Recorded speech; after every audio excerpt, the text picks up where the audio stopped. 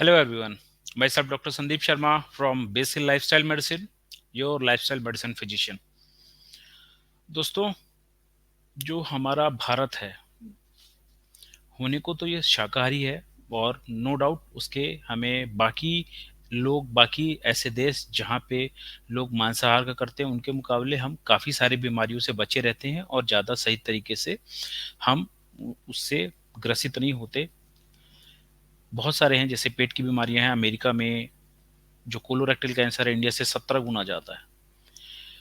एक चीज जो है जो थोड़ी खतरनाक है उसे कहते हैं हार्ट डिजीज। हार्ट डिजीजेस में से भी 80% जो बीमारियां हैं वो हार्ट में जो खून की नलियां हैं उनमें ब्लॉकेज हो जाता है, जिसे ब्लॉकेजेस कहते हैं या फिर एथेरोस्क्लेरोसिस कहते हैं चिकित्सीय भाषा में। उसके वजह से होता है। क्या सिम्टम होते हैं जिससे हमें एक क्लू लग जाए कि शायद हमें भी ये बीमारी हो सकती है या फिर है? अगर आपका वजन बढ़ा हुआ है, अगर आपके टेस्ट में ट्राइग्लिसराइड, कोलेस्ट्रॉल बढ़ के आ रहा है, या फिर आप जैसे ही थोड़ा तेज चलने की कोशिश करते हैं छाती में दर्द होता है, आपको सांस फूल जाती है, या फिर पसीना पसीना आप हो जा रहे हैं, सीढ़ी चढ़ने में बहुत मुश्किल होती है, पैर में जकड़न आ जाती है, या फिर आपका अभी डॉक्टर ने आपको एंजियोग्राफी हुई है उसमें क्लियर हो गया कि भाई आपको ब्लॉकेजेस हैं, या फिर आपका सीटी एंजियो हुआ है उसमें क्लियर हो गया है, या तो आपको पता नहीं है या फिर पता चल गया है। अगर पता नहीं है और ये सब सिम्टम्स हैं तो शायद हमें सही समय पे कंफर्म कर लेना चाहिए कि है। एक मैं आपको एक आइडिया दे रहा हूँ, अगर आपको जैसे चल रहे हैं और स्पीड बढ़ाने से आपको दर्द होना चालू हो गया है तो मान के चलिए 70% से ऊपर ब्लॉकेजेस हमें है। 90% चांस है जब आप स्कैन कराएंगे तो आपको ब्लॉकेजेस मिलेगा। अभी की जो हमारी जीवन शैली है, अभी का जो लाइफस्टाइल है, ये बहुत हमको हार्ट की बीमारी की तरफ जो है बढ़त देती है या फिर हमें प्रोन कर देती है। आपको जान के हैरानी होगी, हमारे देश में 25 लाख से ऊपर यंगस्टर्स जो हैं, यंग एज के लोग जो कर्मठ लोग हैं, अपने फैमिली के वर्किंग पीपल हैं, उनकी डेथ हो जाती है। इस बीमारी को वीडियो क्रिएटर भी कहा जाता है क्योंकि बहुत सारे यंग लोग मर रहे हैं। 25 साल से 35 साल, 45 साल, 55 साल, जो है 50% से ज्यादा लोग जो हैं वो यूथ मर रहे हैं जो 55 साल से कम के। अगर हम इन जो मैंने अभी आपको बताया सिम्टम्स, ऐसे सिम्टम्स आ रहे हैं या फिर ऑलरेडी आप कैटेगराइज हैं हार्ट डिजीज के लिए, this is the high time to act on. अभी इस पे काम करने की बहुत ज़्यादा ज़रूरी है। ये एक ऐसा छुपा रुस्तम और धोखेबाज बीमारी है कि हार्ट अटैक, पहली बार जब आपको हार्ट अटैक का सिम्टम आएगा शायद वो आखिरी सिम्टम हो, क्योंकि 50% लोग तो उसी पहले सिम्टम में ही ऑफ हो जाते हैं। मैं आपको डराना नहीं चाहता, लेकिन इस बीमारी का सही से इंफॉर्मेशन ना होना शायद हमारे मौत का कारण हो सकता है। मेरे वर्ड्स पे थोड़ा ध्यान दीजिएगा।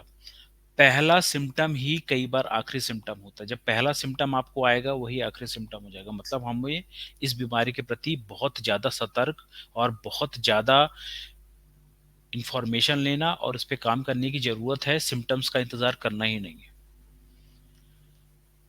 अगर हमारा ट्राइग्लिसराइड बढ़ा हुआ है, अगर हमें चलने में तकलीफ हो रही है या फिर पहले से ही ब्लॉकेज क्लियर हो गया है, तो मैं आपको एक चीज़ जो बता दूं कि अगर ब्लॉकेज हो गया है, दुनिया की ऐसी कोई दवा नहीं बनी है जो उस ब्लॉकेज को कम कर दे। मैं फिर से रिपीट कर रहा हूँ, दुनिया की ऐसी कोई दवा नहीं बनी है जो उस ब्लॉकेज को कम कर दे। यहाँ से आप थोड़ा कंफ्यूज हो सकते हैं या फिर आप डॉक्टर्स होंगे तो कंफ्यूज होगा सर कि अगर हम कोलेस्ट्रॉल की दवा लेंगे तो जो कोलेस्ट्रॉल की दवा है ना, उस पर क्लियर कट ऑलरेडी एफडीए के रेगुलेशन है, it can not reduce the size of the blockage, it may prevent the further development of the blockage. मतलब कोलेस्ट्रॉल की दवा जो ब्लॉकेज है उसको खत्म नहीं करेगी, जो है उसको बढ़ने की, जो आगे जो बढ़ रहा है उसको कम करने में मदद कर सकती है, करेगी भी गारंटी नहीं है, यानी कम तो नहीं करेगी। क्लियर हो गया। दूसरा, अगर हमें ब्लॉकेजेस हैं तो आपको सलाह दी जा सकती है कि स्टंट लगवा लीजिए। तो स्टंट कैसा होता है मैं आपको बताऊं। स्टंट में खून की नली में हम एक जाली डाल देते हैं, वो ब्लॉकेज वहीं का वहीं रहता है, बस उसको हम दीवारों पे जो है धक्का मार के और चिपका देते तो थोड़ी जगह बन जाती है। लेकिन सबसे इम्पोर्टेंट आप ये समझिए, कहाँ कहाँ तक कितना कितना स्टंट लगवाएंगे आप? खून की नलियां हजारों किलोमीटर लंबी है। हम अपनी आदतें ना सुधारें जिनके वजह से ब्लॉकेज हो रहा है, और हम बस मलहम पट्टी और या फिर बैंडेज अप्रोच जिसको कहते हैं कि जहाँ पे है जब हो गया तो उसको हम ठीक कर दें। हमें इसके कोर पे जाना बहुत जरूरी है, क्योंकि हमारे कई सारे जगह पे ऐसे ब्लॉकेजेस होंगे जहाँ पे शायद अभी स्टंट की जरूरत ना हो, लेकिन जब वो ब्लास्ट होगा, जब फटेगा वो, तो हमें हार्ट अटैक आ जाएगा और शायद हमें परमानेंट डिसेबिलिटी हो जाए या फिर शायद डेथ भी हो जाए। कहने का मतलब ये है कि अगर आपको बीपी के आप पेशेंट हैं, डायबिटीज के पेशेंट हैं, आपका मोटापा बढ़ा हुआ है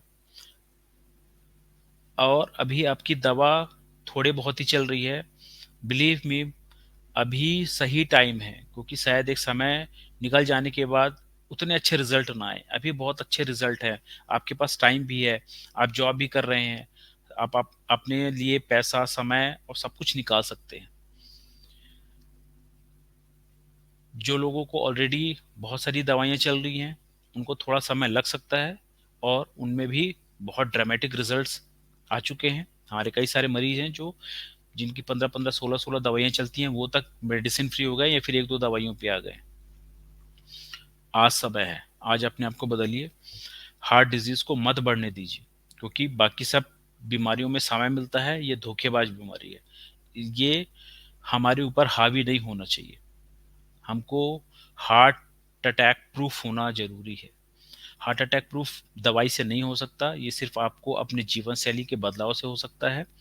अगर आपको दवाइयाँ चल रही हैं, अपने से बंद करना भी खतरनाक है। मैं आपको सलाह दूंगा एक एक्सपर्ट के निगरानी में ही करें, और लाइफस्टाइल मेडिसिन जो चिकित्सक होते हैं, लाइफस्टाइल मेडिसिन फिजिशियन होते हैं, वो आपकी बहुत अच्छे से मदद कर सकते हैं इन बीमारियों को स्टॉप रिवर्स करने में, और आपकी दवाइयों को 80% बंद कर देने में, और इसके वजह से जो रिस्क आ रहा है उसको खत्म करने में।